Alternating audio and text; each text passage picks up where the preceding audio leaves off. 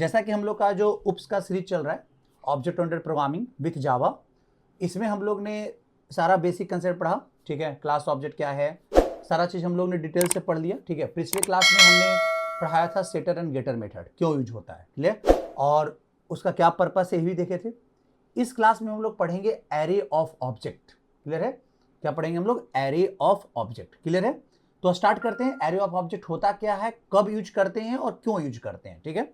चलिए तो स्टार्ट करते हैं सेशन को। देखिए जैसे हम लोग का जो टॉपिक है आज का वो है एरे ऑफ ऑब्जेक्ट, क्लियर है।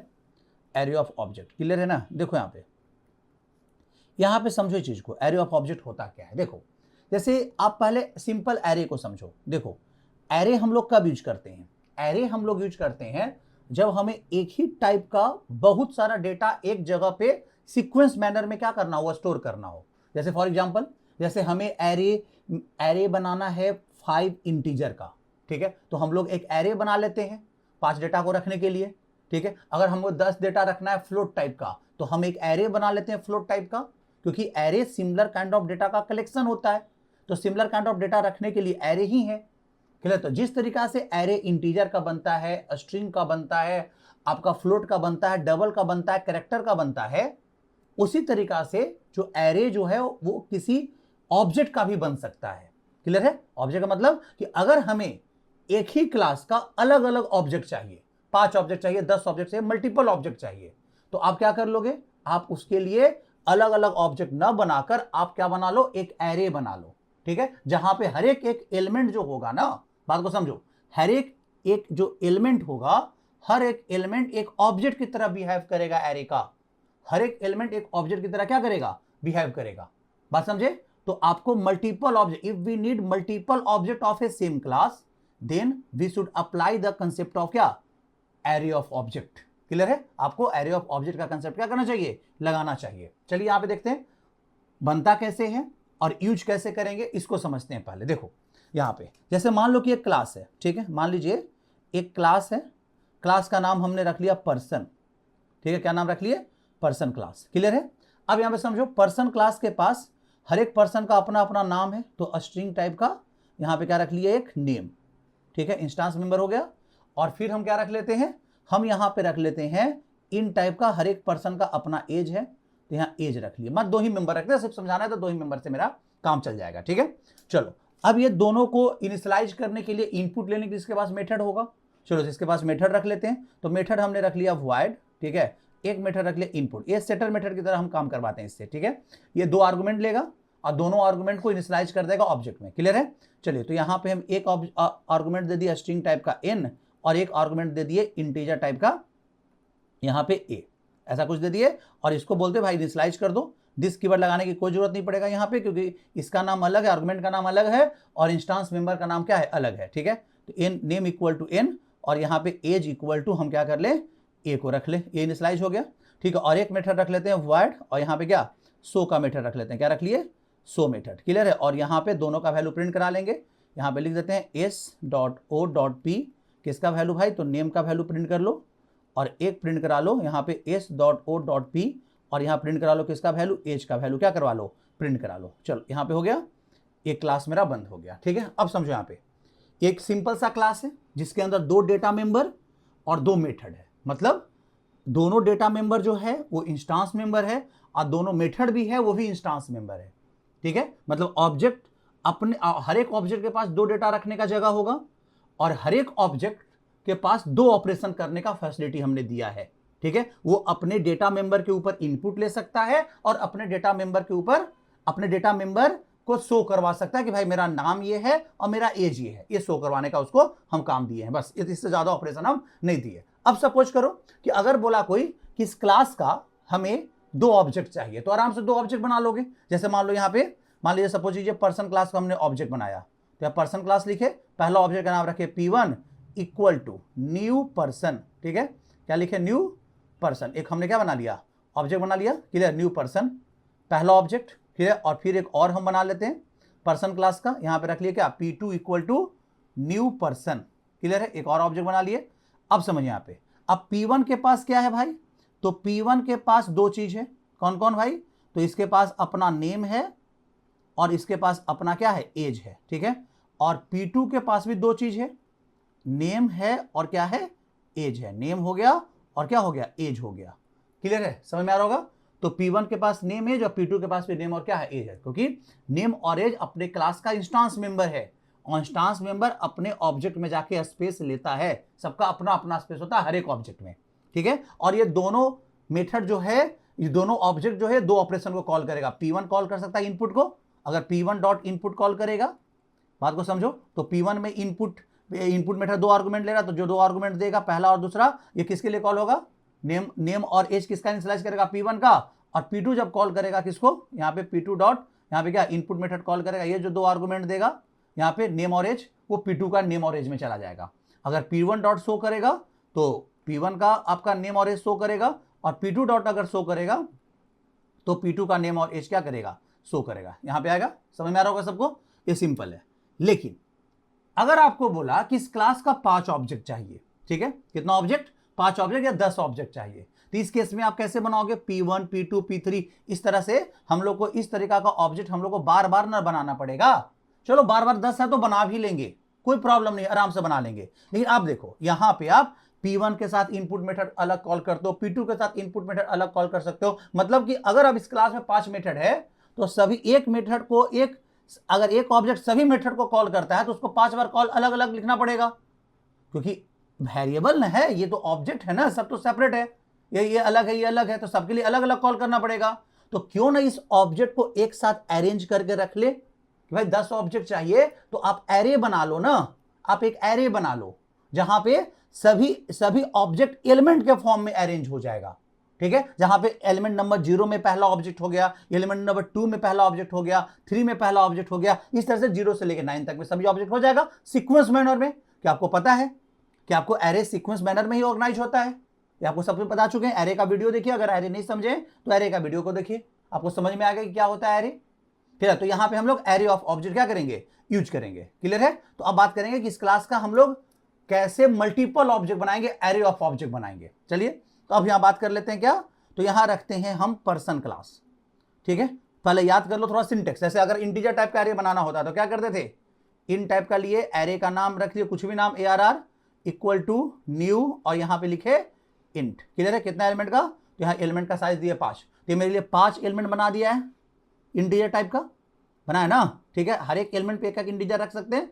और अब हम यहां पे पर्सन टाइप का बनाएंगे, किस टाइप का, पर्सन टाइप का। पर्सन इज ए क्लास, और हर एक क्लास टाइप का जो ऑब्जेक्ट वेरिएबल होता है उसे ऑब्जेक्ट बोलते हैं। हर एक क्लास टाइप का जो वेरिएबल होगा उसे क्या बोलते हैं, ऑब्जेक्ट बोलते हैं। यहाँ पे इसीलिए नाम है इसका एरे ऑफ ऑब्जेक्ट। यहाँ पे हम लोग एरे ऑफ ऑब्जेक्ट नहीं बोल रहे हैं, यहाँ पे एरे ऑफ इंटीजर बोल रहे हैं, ठीक है। और यहाँ पे एरे ऑफ ऑब्जेक्ट बोल रहे हैं क्योंकि क्लास टाइप का मेरा एरे है ना, और क्लास टाइप का जो भी वेरिएबल होता है उसे क्या बोलते हैं, ऑब्जेक्ट ही बोलते हैं। क्लियर है। चलिए तो यहाँ पे वेरिएबल हो गया पर्सन टाइप का, और यहाँ पे हम P नाम का एरे रख लेते हैं, कुछ भी नाम रख सकते हैं, ARR भी नाम रख लो, कोई प्रॉब्लम नहीं है। तो P नाम का रख लिए, और यहां पे इस तरीका से रखे इक्वल टू, यहां पे न्यू, और यहां पे रख लिए पर्सन, ठीक है।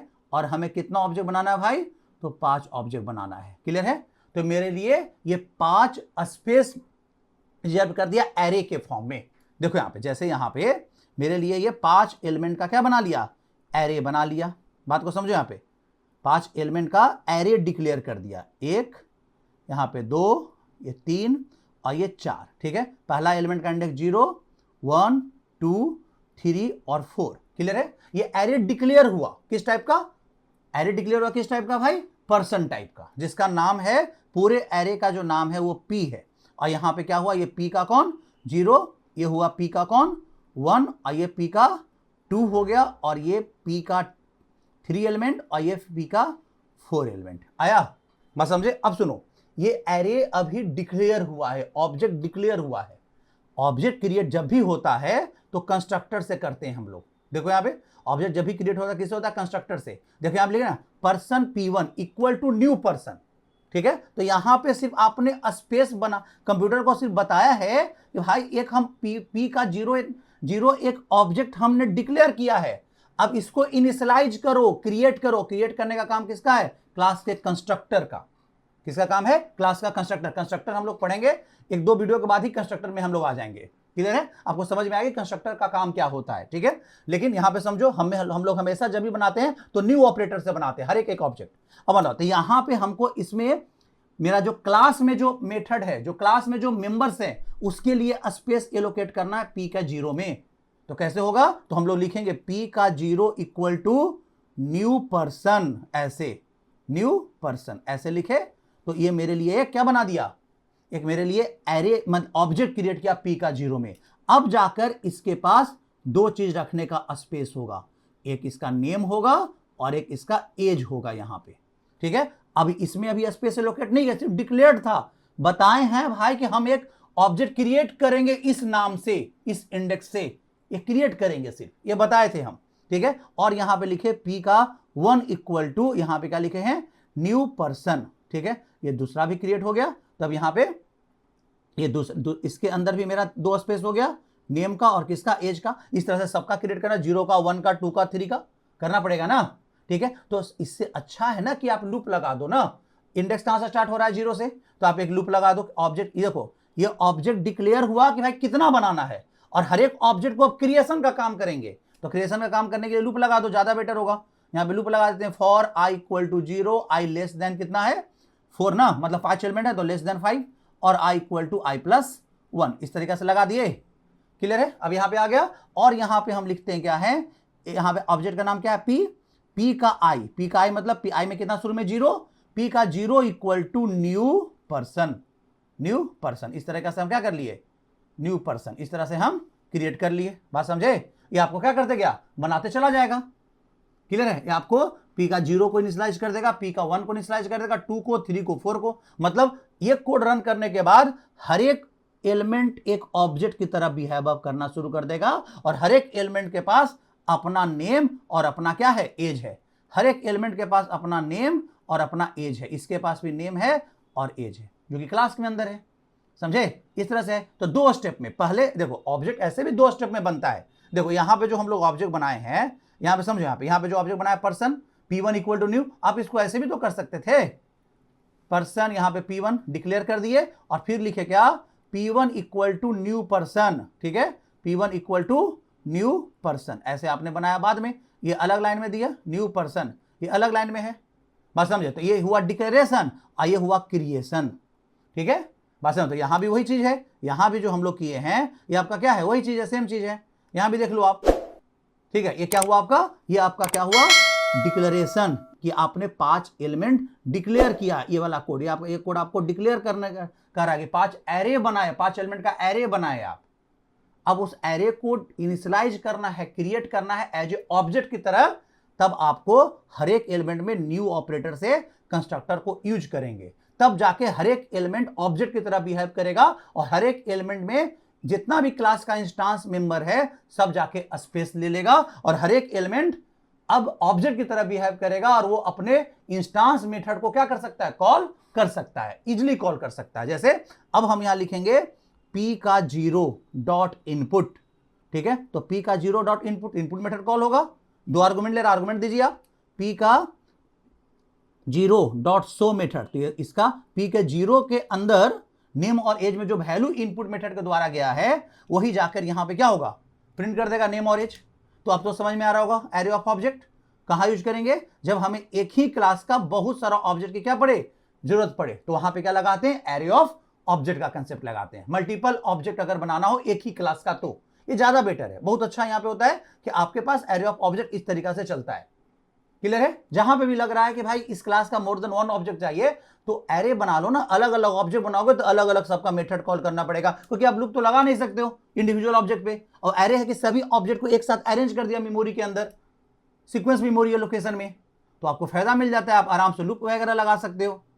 क्लियर है? चलिए, तो अभी जो हम लोग समझे हैं इसको हम लोग प्रैक्टिकल करके देखते हैं कि हो रहा है कि नहीं हो रहा है, ठीक है? चलिए देखिए यहाँ पे आ जाओ। यहाँ पे हम लोग अपना आ जाते हैं सबलाइन पे, और यहाँ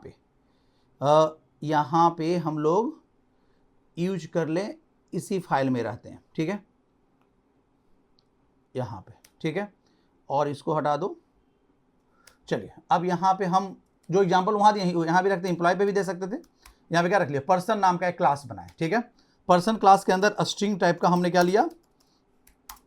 नेम लिए ना, ठीक है। और फिर हमने क्या लिया यहाँ पे इन टाइप का एज, ठीक है। चलिए जैसे जैसे कंसेप्ट पढ़ते जा रहे वैसे वैसे यूज करते हैं, ठीक है ना। अब यहाँ पे दोनों को प्राइवेट रख देते क्योंकि हम नहीं चाहते कि मेरा डेटा क्लास से कोई बाहर एक्सेस कर पाए, बाहर वाला मेथड मेरा डेटा को यूज कर पाए। तो यहाँ पे क्या रख दिया हम, यहाँ पे हम ये दोनों को क्या रख लेते हैं, प्राइवेट रख लिए। यहाँ भी इसको भी प्राइवेट कर दिए और इसको भी हमने क्या कर दिया, प्राइवेट कर दिया। चलिए अब यहाँ पे आ गए। अब यहाँ पे मेथड रख लेते हैं इनपुट का जो कि सेटर मेथड होगा, ठीक है। तो यहाँ पे हम रख लेते हैं void और यहाँ पे int और यहाँ पे रख लेते हैं क्या, इनपुट मेथड रख लेते हैं, क्लियर है। और यहाँ पे स्ट्रिंग टाइप का हमने आर्गुमेंट दिया नेम और यहाँ पे दिया इन टाइप का एज। अब देखो क्लास का मेंबर का नाम और मेथड का आर्गुमेंट का नाम दोनों सेम है, तो इस नेम और एज को इस मेथड के अंदर भी यूज करना है। देन दिस कीवर्ड तो मेरे पास है, दिस डॉट क्या लिखेंगे, name equal to name, clear है। और यहाँ लिखेंगे this dot age equal to कौन, एज, क्लियर है, समझ में आ रहा होगा सबको। और यहाँ पे आ जाओ, यहाँ पे void और एक मेथड रख लो शो मेथड जो दोनों का वैल्यू को शो करवाएगा, ठीक है। तो यहाँ पे हम क्या रख लिए और यहाँ पे हम रख लेते हैं ऐसे, यहाँ पे देख लो, यहाँ पे प्रिंट करा लो सिस्टम डॉट आउट डॉट क्या println और यहाँ पे रख लेते हैं यहाँ पे नेम इक्वल टू प्लस किसको, नेम को वैल्यू, ठीक है। यहाँ पे दिस लगाने की जरूरत नहीं क्योंकि इसके पास लोकल उसी नाम का मेंबर नहीं है। अब यहाँ पे println और यहाँ पे रख लेते हैं क्या, एज इक्वल टू और यहाँ पे प्लस क्या रख लें, एज, क्लियर है, समझ में आ रहा हो सबको अच्छे से। यहाँ पे तो हमने एक क्लास बनाया पर्सन नाम का। अब इस पर्सन क्लास का हमें 5 ऑब्जेक्ट की क्या है, जरूरत है। कितने ऑब्जेक्ट की, 5 ऑब्जेक्ट का क्या है, जरूरत है। अब इस केस में क्या करेंगे हम, पर्सन क्लास का, देखिए यहाँ पे पर्सन क्लास का ऑब्जेक्ट बनाया जिसका नाम है क्या, पी, ठीक है। और यहाँ पे एक एरे बना लेते हैं, कितना, पर्सन का 5 एलिमेंट का। ये हमेरा एरे डिक्लेयर हुआ, सिर्फ क्या हुआ, डिक्लेयर्ड, क्लियर है। अब यहाँ पे समझे, डिक्लेयर हो गया। अब हमें इसका क्रिएट करना है तो लूप लगा के क्रिएट कर लेंगे न्यू ऑपरेटर से, ना तो पी का 0 equal to new person constructor use करेंगे तो टाइम लग जाएगा ना। यही तो एरे का फायदा है कि एक बार में ही मल्टीपल ऑब्जेक्ट बन गया, आपको अलग अलग करने की जरूरत ही नहीं है, ठीक है। अब यहाँ पे लूप लगा दो क्योंकि एक एलिमेंट होगा कहाँ, 0 पर, कहां तक चलेगा, तो जो पी का लेंथ है, लेंथ प्रॉपर्टी आपको एरे में पढ़े होंगे, जो कितना एलिमेंट है वो रिटर्न करता है। तो पी में टोटल लेंथ कितना है, 5, तो 0 से लेकर 4 तक लूप चलेगा। और यहाँ पे I equal to I plus 1, ठीक है। चलो यहाँ पे हो गया और लिखेंगे पी का आई मतलब पी का 0 इक्वल टू न्यू पर्सन, ठीक है। चलिए यहाँ पे बना लिए, तो ये मेरा 5 ऑब्जेक्ट बन के अब तैयार हुआ, ठीक है। अब यहाँ 5 ऑब्जेक्ट इनपुट मेथड को कॉल करना चाह रहा है और शो मेथड को कॉल करना चाह रहा है। तो अब आपको अलग अलग लिखने की जरूरत नहीं, पी का 0 डॉट इनपुट, पी का 1 डॉट इनपुट, ऐसे करने की जरूरत ही नहीं है। आप लूप लगाओ ना फिर से सिंपल सा, ठीक है। फॉर आई इक्वल टू कितना, 0, आई लेस देन कितना, पी डॉट क्या लेंथ, ठीक है। और यहाँ पे I equal to I plus कितना 1, क्लियर है। अब यहाँ क्या लिखेंगे हम, पी का, देखो यहाँ पे पी का आई डॉट इनपुट। अब यहाँ पे देखो इनपुट मेथड 2 आर्गुमेंट ले रहा है, कितना आर्गुमेंट ले रहा है, 2 आर्गुमेंट इनपुट मेथड क्या कर रहा है, ले रहा है। अब ये दोनों आर्गुमेंट इसको डालते हैं, मान लो नाम डाल दिया राम और यहाँ पे एज डाल दिया उसका 22, 2 आर्गुमेंट हो गया। अब ये हर एक ऑब्जेक्ट के लिए पी का 0 के लिए यही वाला आर्गुमेंट चला जाएगा, तो जितना भी ऑब्जेक्ट है सभी का नाम राम और एज 22 हो जाएगा। तो सर ऐसे कैसे करेंगे, तो जब आपका ऑब्जेक्ट बने, एक 0 के लिए बने, 1 के लिए बने, तो आप अलग अलग मेंबर में इनपुट ले लो वेरिएबल में, वो डेटा को ही पास कर दो कि भाई इसका नाम ये है, इसका एज ये है, बेटर रहेगा तुम्हारे लिए। चलो वो भी करके दिखाएंगे, पहले इसको देख लो। यहाँ पे सभी ऑब्जेक्ट का, पी का 0 का भी नाम राम है, एज 22 है, पी का 1 का भी वही हो जाएगा क्योंकि 0 1 2 सब में तो वही जा रहा है, सेम वैल्यू फिक्स कर देना, जो वैल्यू हम यहाँ पे पास किए वही वैल्यू चला जाएगा सभी में। और यहाँ पे सबको शो करा लो, फॉर आई इक्वल टू कितना से 0 से आई लेस देन कितना, यहाँ पे पी डॉट क्या लेंथ और यहाँ पे I equal to I plus 1, ठीक है, I equal to I plus 1 ऐसा कर लेंगे। और यहाँ पे हम करेंगे क्या, सिस्टम डॉट आउट डॉट क्या println और यहाँ पे हम लिखेंगे क्या, नेम का वैल्यू प्रिंट कराने के लिए। तो यहाँ पे हम इतना हम लोग को लिखने की जरूरत है क्योंकि कोड तो लिखा हुआ है, तो बस ये सभी को क्या कर लेगा, कॉल कर लेगा पी का आई, पी का 0 डॉट शो मेथड है ना जो प्रिंट करने का काम कर रहा है, हम लोग को प्रिंट कराने की जरूरत ही नहीं है और करा भी नहीं सकते थे ना हम लोग, बिकॉज नेम और एज प्राइवेट है, बाहर नहीं निकलेगा वो। तो यहीं पे शो मेथड है ना, शो मेथड को नेम और एज प्रिंट करा, तो जितना ऑब्जेक्ट है पी का 0 डॉट शो करेगा तो पी का 0 का नाम और एज प्रिंट करेगा। ये तो अलग बात है कि इसमें सारा का नाम राम और एज 22 ही है, क्योंकि फिक्स हो गया ना। चलिए, तो इसको बोलते हैं एरे ऑफ ऑब्जेक्ट। थोड़ा सा और हम लोग इसमें आगे बढ़ेंगे, लेकिन अभी के लिए हम लोग इसको पहले रन करा के देख लेते हैं। आ जाओ यहाँ पे आ गए हम कमांड प्रॉम्प्ट पे, और यहाँ पे आ जाओ। यहाँ पे हम आ गए डी ड्राइव, लिखे CD जावा, और यहाँ पे जावा प्रोग्राम, ठीक है। और यहाँ लिखे जावा, और क्या है मेरा फाइल का नाम? फाइल का नाम है oops.java। क्लियर है? oops.java। देखिए जितना भी ऑब्जेक्ट बना सभी का है नाम Ram, age 22, name Ram, age 22, है ना। तो फिक्स हो गया। सर तो इससे फायदा क्या हो? तो गलत हो रहा है ना। बिल्कुल फायदा है। देखो अब क्या करो कि तुम्हें इनपुट लेना है, सबका सभी ऑब्जेक्ट का नाम अलग, एज अलग है। तब क्या करेंगे? तब क्या करो, ऐसे देखो यहाँ पे आप वेरिएबल ले लो स्ट्रिंग टाइप का n नाम इनपुट लेने के लिए, और एक रख लो इंटीजर टाइप का a एज इनपुट लेने के लिए, ठीक है। चलो हो गया। और यहाँ पे आप इनपुट लो। अब स्कैनर क्लास का क्या बना लो? ऑब्जेक्ट, क्योंकि इनपुट लेने के लिए स्कैनर क्लास का ऑब्जेक्ट चाहिए। sc equal to new scanner, और यहाँ पे लिखेंगे क्या? सिस्टम डॉट क्या इन। कर लिए? समझ में आ रहा होगा। अब यहाँ देखो, अब यहाँ पे हम इन, जब मेरा ऑब्जेक्ट के लिए इनपुट मेथड कॉल होगा, उससे पहले उसका नाम और एज हम इनपुट मांग लेंगे। क्लियर है? तो यहाँ पे सिस्टम डॉट आउट डॉट क्या लिखेंगे? प्रिंट ln, और यहाँ लिखेंगे इंटर क्या नेम। यहाँ पे क्या लिखे? Inter name. क्लियर है? इंटर नेम ले लिए, और यहाँ पे हम नेम इनपुट लेने के ले लेते हैं n equal to sc dot name है कौन? नेक्स्ट लाइन मेथड से ले लेते हैं, क्योंकि स्पेस के साथ भी इनपुट किया जा सकता है, तो नेक्स्ट लाइन ले लेते हैं, ठीक है। और फिर यहाँ पे लिख देते हैं सिस्टम डॉट आउट डॉट क्या प्रिंट ln, और यहाँ पे क्या रख लें? इंटर, यहाँ पे एज रख लेते हैं, और यहाँ पे लिख ले क्या? a equal to sc dot क्या, यहाँ पे नेक्स्ट इंट यूज कर लें। एज इंटीजर टाइप का है। अब जो n और a में जो इनपुट हुआ है वही दोनों आर्गुमेंट इसको पास कर दीजिए, बेटर हो गया। n स्ट्रिंग टाइप का है ही, और a इंटीजर टाइप का, दोनों आर्गुमेंट मिल गया। अब हर एक बार जब ऑब्जेक्ट इनपुट मेथड को कॉल करेगा, तो हर एक बार आपके पास अलग अलग इनपुट हो रहा है। क्लियर है? नेम का अलग इनपुट है उस ऑब्जेक्ट के लिए, एज का अलग इनपुट है, तो बेटर हो गया। अब यहाँ पे स्कैनर क्लास जब यूज किए हैं, तो हमें ऊपर इंपोर्ट कर लेना चाहिए किसको? जावा का यूटिल पैकेज को। तो यहाँ रख ले क्या? इंपोर्ट जावा डॉट क्या यूटिल डॉट क्या लिख लेंगे? स्टार को लिख लेंगे। चलिए अब यहाँ पे देखिए तो किस तरह से काम चल रहा है आपका। यहाँ पे आ जाओ, देखो यहाँ पे आ जाओ, और यहाँ पे कमांड प्रॉम्प्ट पे आ गए। चलो रन कराते हैं।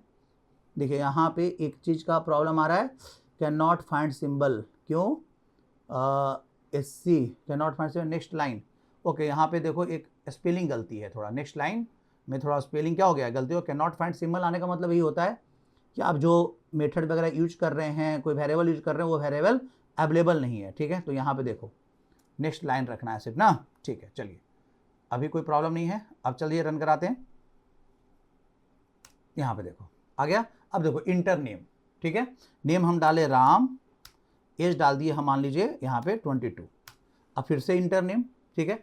अब यहाँ पे देखो इंटर नेम यहाँ पे इनपुट नहीं ले रहा है दोबारा, ठीक है, क्योंकि मेमोरी बफर कभी कभी क्या होता है, फुल होता है। इस केस में उसको आपको हटाना पड़ेगा नेक्स्ट लाइन। तो अभी फिलहाल के लिए कोई हम क्या कर दें, इसका सोल्यूशन हम आपको बता देंगे। अभी फिलहाल के लिए हम क्या कर देते हैं, नेक्स्ट ही रखने देते हैं, ठीक है। ये चीज़ आप लोग सी लैंग्वेज पढ़े होंगे हमसे, वहाँ भी बताए थे ऐसा होता है क्या कि कभी कभी मेमोरी बफर फुल हो जाने के कारण वो इनपुट लेना बंद कर देता है, ठीक है, क्योंकि उसमें कोई ना कोई डेटा रह जा रहा है, तो उसको पहले हम लोग को हटाना पड़ेगा, क्लियर करना पड़ेगा। चलिए तो यहाँ पे हम लोग अभी बाहर निकल जाते हैं, यहाँ पे फिर से रन कराते हैं, ठीक है। चलिए देखिए यहाँ पे अब इंटर नेम राम, और एज हमने इनपुट लिया मान लीजिए 22, ठीक है। फिर इंटर नेम मोहन, और यहाँ पे एज इनपुट लिया 34, ठीक है। फिर इंटर सोहन, ठीक है। फिर यहाँ पे एज इनपुट लिया मान लीजिए यहाँ पे 23, और फिर यहाँ पे मान लीजिए राहुल, और यहाँ पे जो एज इनपुट ले लेते हैं वो ले लेते हैं मान लीजिए 34, और फिर यहाँ पे नेम हमने रख लिया यहाँ पे क्या, रोहित, ठीक है। और देन यहाँ पे एज इसका रख लेते हैं हम 24। क्लियर है? चलिए अब देखिएगा हर एक ऑब्जेक्ट के लिए हम अलग अलग नाम और अलग अलग हम क्या दिए हैं, एज दिए हैं। देखो अब सभी ऑब्जेक्ट से देखो सबका अलग अलग है, आप देख रहे हो ना किस तरीका से है। कितना अच्छा हुआ ये, बताओ तुम लोग कि आपके पास अलग अलग ऑब्जेक्ट भी बनाए, मल्टीपल ऑब्जेक्ट एक साथ आप आराम से हैंडल कर पा रहे हो। कितना अच्छा ये, ठीक है। तो जब भी हम लोग को ये लगता है ना, जब भी हम लोग को ये लगे कि भाई हमें मल्टीपल ऑब्जेक्ट चाहिए सेम क्लास का, तो अलग अलग ऑब्जेक्ट मत बनाओ O1 O2 O3 करके, आप ऐसा कर लो एरे ऑफ ऑब्जेक्ट बनाओ। क्लियर है कि आपको हर एक एलिमेंट एक एक ऑब्जेक्ट की तरह क्या करे, बिहेव करे, वो ज्यादा बेटर होगा। बात समझे? यहां पे देखो, यहां पे हम पर्सन क्लास का 5 ऑब्जेक्ट बनाया, पांचों ऑब्जेक्ट के साथ इनपुट और आउटपुट सब काम कर रही है। क्लियर है? समझ में आ रहा होगा अच्छे से? आई होप कि एरे ऑफ ऑब्जेक्ट आपको क्लियर हुआ होगा। ठीक है, फिर मिलते हैं नेक्स्ट वीडियो में। ठीक है।